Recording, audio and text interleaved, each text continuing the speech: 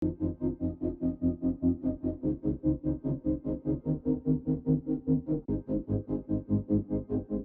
بين الجيمنج، لكن لا تنخدع فيه. هذا اللابتوب i7 6 كورز 12 ثريدز، جرافيك كارد RTX 260 6 جي بي. هذا اللابتوب قوي صح للجيمنج، لكن انا اشتغل عليه مونتاج، اديت فيديو 4K 8K، اديت للصور، اشتغل فيه جرافيك 3D ريندرينج، بعض الاوقات العب لعبتي الخاصه اللي هي خلال هذا الفيديو براويكم اياه. خلينا نروح نشوف الانبوكسينغ اللي هو صورته قبل اسبوعين، وبنرجع بنتكلم تفاصيل اكثر.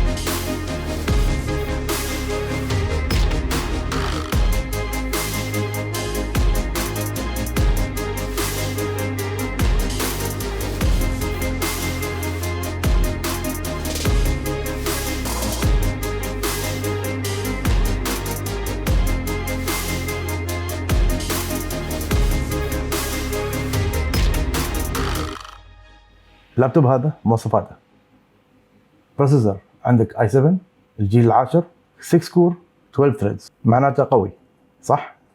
شاشته بحجم 15.6 انش و 144 جيجا هرتز 144، يعني الجيمنج ممتاز. الميموري كارد ماله 16 جي بي، الهارد درايف SSD 512، الجرافيك كارد 6 جي بي.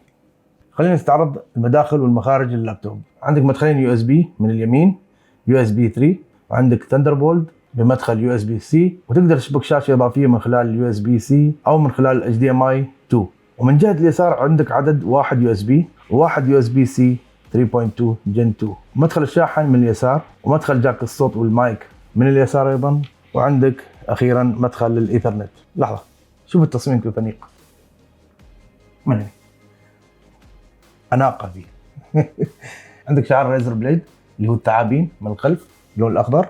عندك الكيبورد جدا سلس للطباعة. وخلينا أجربكم المايك أشوف الصوت عشان أسمعكم إياه، اللي هو الصوت بيكون كالتالي. طبعا بس أطلع من هاي، أيوه أوكي. طبعا أنا طباعة كذا فاضي ما في شيء، بس مثال أراويكم الصوت.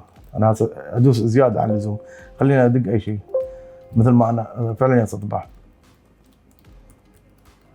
طبعا الكيبورد ملون RGB، تحط اللون اللي تباه، تختار اللي تباه، او تخليه ملون RGB يروح للالوان، تروح القوس قزح مثل قوس قزح، تروح وترجع للالوان.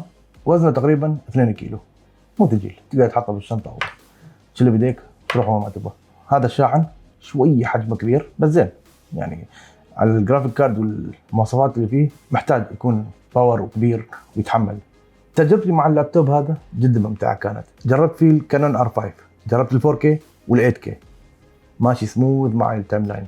طبعا البرامج اللي كنت اشتغل عليها الادوبي بريمير، وجربت مافيك اير 2 4K شغال الماده معي سموث. مثل ما قلت لكم انا اشتغل عليه فيديو اديتنج، واشتغل صور اديت الصور، واشتغل الجرافيك عندي بعض الاحيان اسويها. بخصوص 3D و 2D، وعندي المونتاج الفيديو هذا اللي انا حاليا اصوره كله راح يكون على هذا اللابتوب، وبيكون معي سلس وسموث، ما بحس باي تعليق باي حراره زايده عن اللزوم. انا واحد ابى لابتوب ليش؟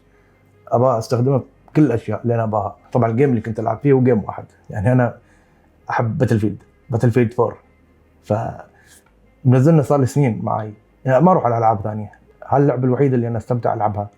فتحصلوني يعني مثلا انشغلت ورحت بيت وهذا مواضيع وامور ومسؤوليات، ارجع بعد فتره انزلها مره ثانيه والعبها، اذا كنت ماسحنا طبعا الهارد ديسك. فلعبنا شغلنا معي.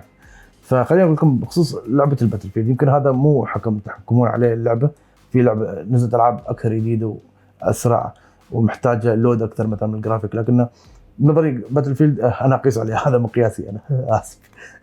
فالباتل فيلد يعطيني 200 اف بي اس بنظري زين، سموث ماشي معي، وشاشه 144 جيجا هرتز مثل ما قلت لكم، فالريفرش مالي جدا زين، ابدا ما علق معي الجهاز، ابدا ما صارت معي مشاكل يعني في الجهاز.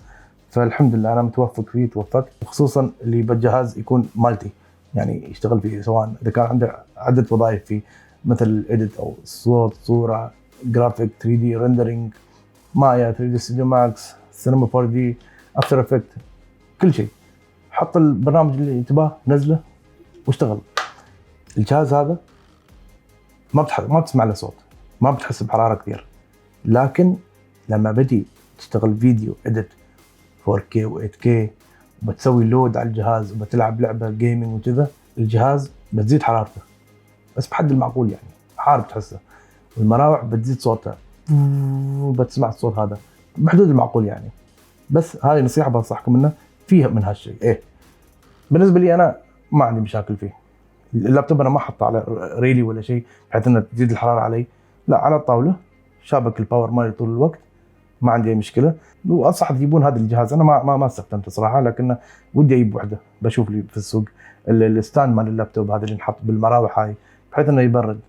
انا ما جربت صراحه، فخبروني اذا حد مجربنا فيكم تنصحوني فيه بجيبه، لكن لحد الان ما شفت اي مشاكل فيه غير الصوت والحراره اللي هي عند الريندرنج مثل ما قلت لكم، او اللود وقت اللود انت تلعب لعبه هاي كواليتي. باقي الاوقات ما راح تحس لا صوت ولا حراره ولا شيء. اتمنى تكونوا استفدتم من الفيديو، واذا حكمتوا رايكم برايي انا خيار موفق ان شاء الله.